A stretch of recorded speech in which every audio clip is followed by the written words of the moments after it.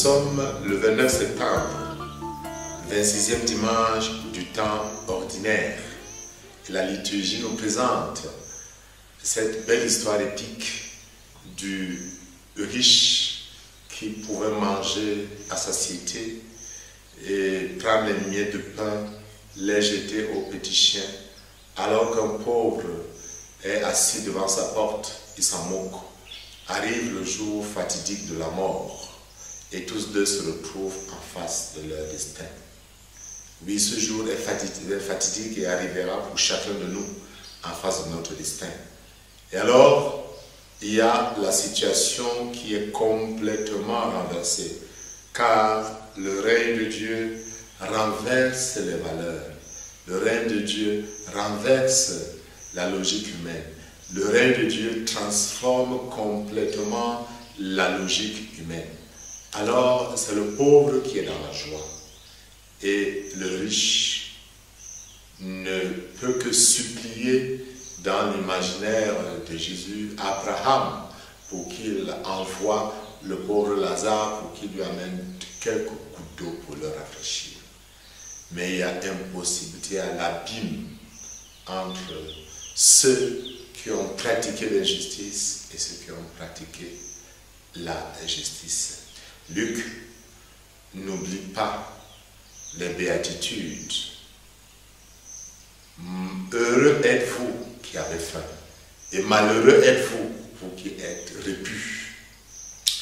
Ce n'est pas que Dieu soit contre le fait d'être heureux, mais Dieu s'érige contre le refus de regarder la personne en face qui est dans le besoin.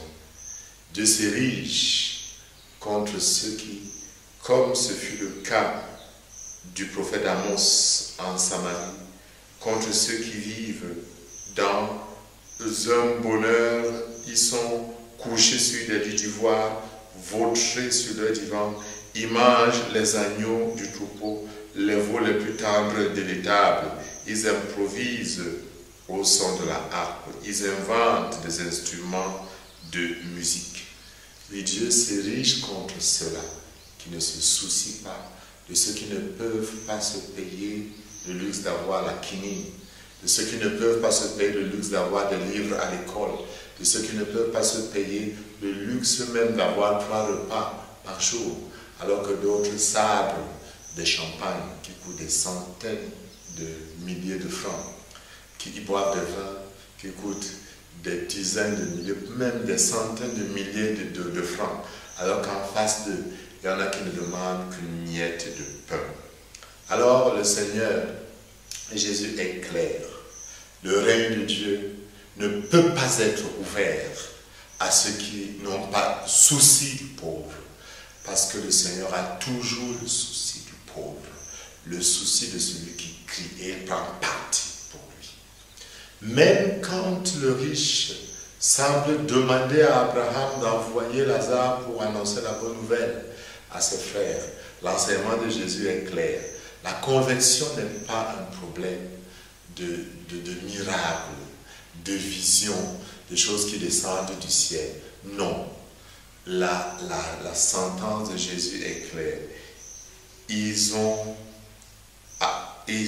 Moïse et les prophètes. S'ils n'écoutent pas Moïse ni les prophètes, quelqu'un pourrait bien ressusciter dans les morts, ils ne seront pas convaincus. La conversion n'est donc pas un problème de vision, d'apparition. La conversion est un problème de conviction, de décision qui naît de la prédication partant de la Bible. Quand Jésus parle de Moïse et des prophètes, il représente la Bible à ce moment, c'est Moïse et les prophètes. Donc, la vraie foi naît de la rencontre personnelle avec Dieu, dans l'écoute de la parole de Dieu, dans la méditation de la parole de Dieu, dans la prédication de nos prêtres, de nos évêques que nous entendons tous les jours. N'attendons pas qu'il y ait le soleil qui danse, qu'il y ait une vision, qu'il y ait quelqu'un qui apparaisse pour nous amener à prendre conscience du fait que nous devons descendre du piédestal pour pouvoir tendre la main à celui qui est dans le besoin, chacun de nous à son niveau. Toi, homme de Dieu, dit Saint Paul, recherche la justice, la piété, la foi, la charité, la persévérance et la douceur. Voilà ce qui est objet de notre recherche, qui doit être objet de la recherche du chrétien. Toi, homme de Dieu, recherche la justice, la piété, la foi, la charité, la persévérance et la douceur.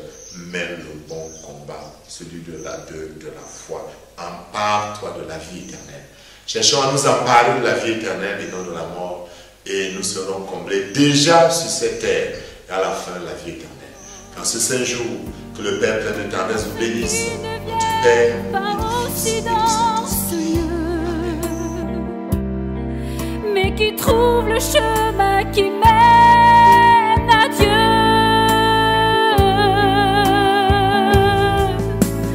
Père éternel,